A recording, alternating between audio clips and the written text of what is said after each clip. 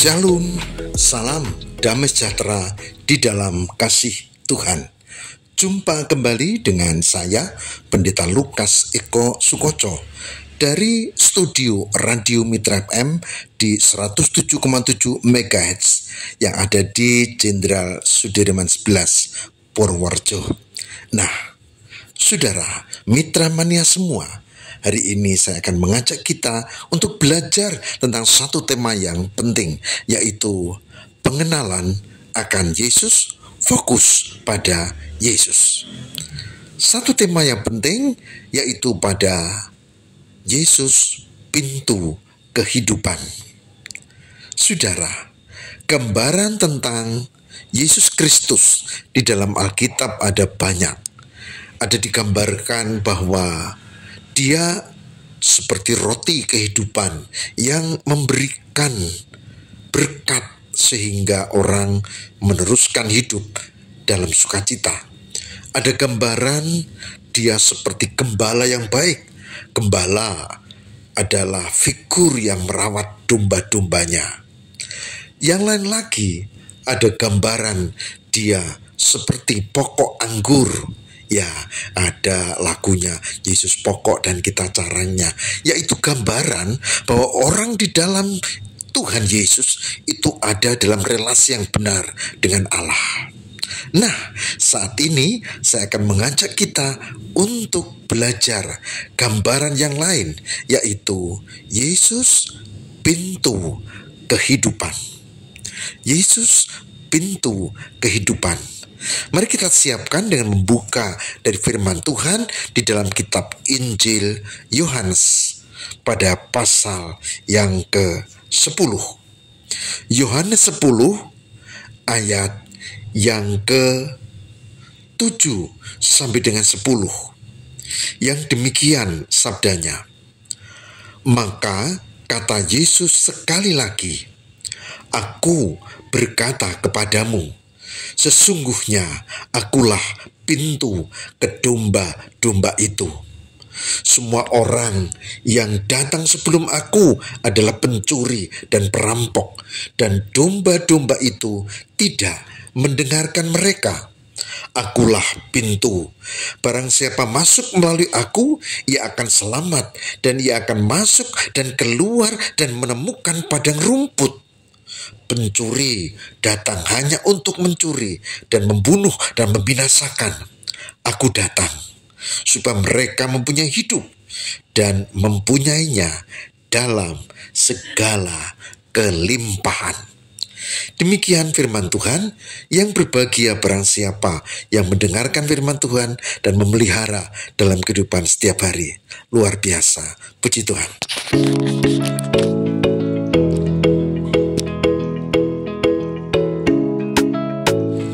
Nah, mitra mania semua, Bapak Ibu dan saudara-saudara dimanapun berada, ada yang menarik dalam bacaan kita, Yohanes 10 ayat 7 sampai 10 tadi. Yang pertama adalah tentang pintu. Dan yang kedua adalah tentang domba. Nah, pintu adalah sarana yang mesti ada dimanapun ketika ada bangunan rumah misalnya. Rumah yang bagus atau rumah yang sederhana atau bahkan rumah yang sangat sederhana pasti ada pintunya. Tidak mungkin.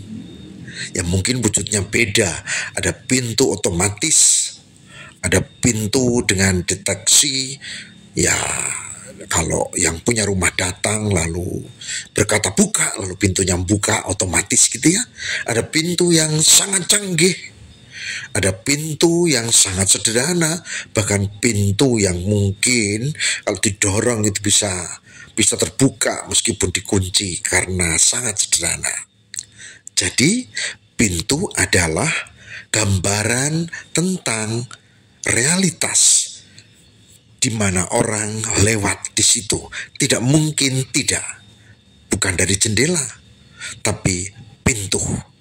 Nah, jadi pintu gambaran yang sangat penting untuk dilalui oleh orang. Pintu. Dan yang kedua adalah domba. Domba adalah binatang yang lemah. Tak saja memang dia gemuk, tapi dia tidak memiliki tanduk yang runcing. Bahkan ada yang tidak bertanduk. Domba konon juga tidak mempunyai penglihatan yang tajam seperti kambing, sehingga domba seringkali tersesat kalau tidak dipimpin oleh yang menggembalakan. Domba adalah binatang yang lemah. Pintu itu yang dilalui, domba itu binatang yang lemah. Di ayat tadi dikatakan, akulah pintu kepada domba-domba itu. Nah, mitra mania yang diberkati Tuhan, apa maksud ungkapan ini? Mengapa Yesus mengklaim menyamakan dirinya sebagai pintu ke domba-domba itu?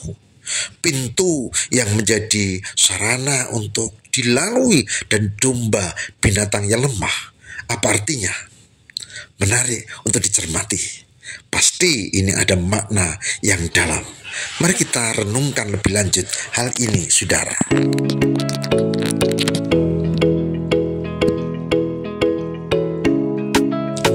Mitra mania yang diberkati oleh Tuhan, Bapak Ibu, saudara dimanapun berada. Dua ungkapan tadi menjadi dua kata kunci yang penting, yaitu tentang pintu dan yang kedua adalah tentang domba. Nah, domba adalah simbol manusia yang lemah. Meskipun dia merasa kadang sepertinya punya kekuatan, punya segala sesuatu, tapi sebetulnya dibandingkan dengan Tuhan Sang Pencipta, ya manusia itu sangat lemah. Lemah, sangat lemah. Orang yang hari ini sombong, ya hanya dengan oksigen yang kurang, tak bisa bernafas dia, hanya dengan pembuluh darah yang menyempit, kena dia serangan jantung, hanya dengan ototnya yang terpelintir, keseleo, kesakitan dia, hanya dengan pikiran yang gundah, tidak bisa fokus dia. Manusia itu lemah. Domba itu gambaran dari manusia yang lemah. Tuhan Maha kasih dan setia, dan Tuhan mau menolong manusia yang lemah, manusia yang penuh dengan kesederhanaan, bahkan keterbatasan itu harus ditolong. Maka dalam konsep iman Kristen, keselamatan tidak mungkin datang dari manusia itu sendiri menuruti apa yang dimaui Tuhan, kehendak Tuhan. Tidak, amal kebenaran kebaikan kita terbatas. Kita tidak mungkin. Oleh sebab itu, satu-satunya jalan adalah pintu terbuka, yaitu pintu kehidupan, pintu keselamatan, pintu untuk menolong domba yang lemah, yaitu manusia. Dan pintu itu adalah Tuhan Yesus.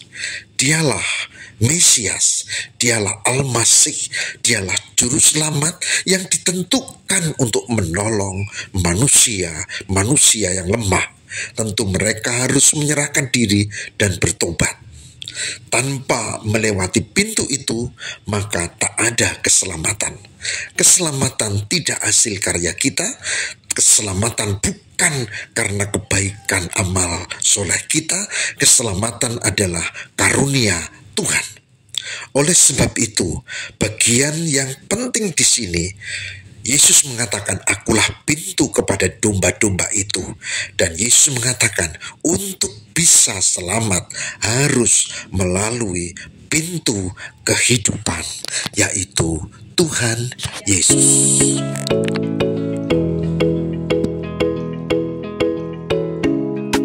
Mitra mania, dengan demikian jelas apa makna dari Yohanes 10 ayat 9. Akulah pintu. Barang siapa masuk melalui aku, ia akan selamat, dan ia akan masuk dan keluar dan menemukan padang rumput. Jelas bukan bahwa di dalam Yesus keselamatan itu ya dan amin. Pasti, bahkan dikatakan ada kehidupan yang indah. Gambaran dari padang rumput adalah gambaran domba yang membutuhkannya di situ. Dan yang paling luar biasa, Yohanes 10 ayat 10 dikatakan dengan tegas, kalau Aku datang supaya mereka mempunyai hidup dan mempunyainya dalam segala kelimpahan. Yesus datang untuk memberikan kehidupan, ketentraman, shalom, damai sejahtera, tentrem rahayu. Yesus datang bukan untuk menghukum, tapi mengundang kita untuk bertobat. Jika ibu bapak saudara merindukan tentrem rahayu, damai sejahtera, dunia akhirat, di dunia dan di surga, maka jalan satu-satunya adalah bertobat, membuka diri untuk menerima Sang Juru Selamat. Tidak ada cara lain. Dikatakan dengan tegas, supaya mempunyai hidup dalam segala kelimpahan. Mari saya mengajak ibu bapak saudara untuk merenungkan hal ini, membuka hati dan bertobat, berserah dan memohon pertolongan Tuhan supaya kita termasuk orang-orang yang diberkati, orang-orang yang beriman dan menunjukkan iman dalam perilaku kehidupan yang baik. Baik di dalam keluarga, baik di dalam lingkungan masyarakat, baik di dalam gereja, baik di masyarakat umum. Nah, oleh sebab itu, pintu kehidupan adalah Yesus. Terimalah dan lewatlah ke sana, maka kita dijamin mendapatkan ketentraman, bahkan keselamatan, damai sejahtera.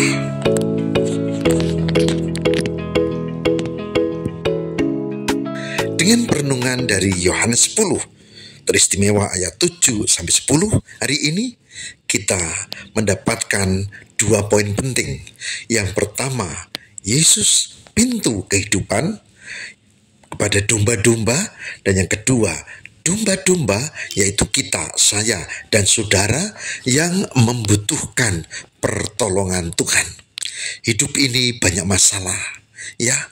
Urusan rumah tangga banyak problem, urusan keuangan banyak beban, urusan kesehatan banyak yang mengerikan, urusan di masyarakat dan seterusnya macam-macam. Tapi sebagai orang beriman, hari ini saya mengajak nggak perlu takut, nggak perlu cemas, nggak perlu bimbang, ya. Yang penting mari buka hati, terimalah pintu kehidupan di dalam Yesus, lalu buka hati dan bertobat. Dan percayalah, tak cukup itu, jalani kehidupan di dalam dan bersama Tuhan, maka kita menerima penyertaan Tuhan senantiasa, hidup di dalam ketenangan, damai sejahtera, harapan, karena Tuhan itu ya dan amin untuk berjanji dan kita terima. Selamat menjalani kehidupan. Ingat, pintu kehidupan masih terbuka. Terimalah, berserahlah. Puji Tuhan. Saudara, demikian status embun pada hari ini, dan izinkan saya pamit undur. Sampai jumpa pada jam dan gelombang yang sama. Tetap di 107,7 Mitra FM, Radio Injili, menghibur, mencerdaskan. Tuhan berkati. Shalom.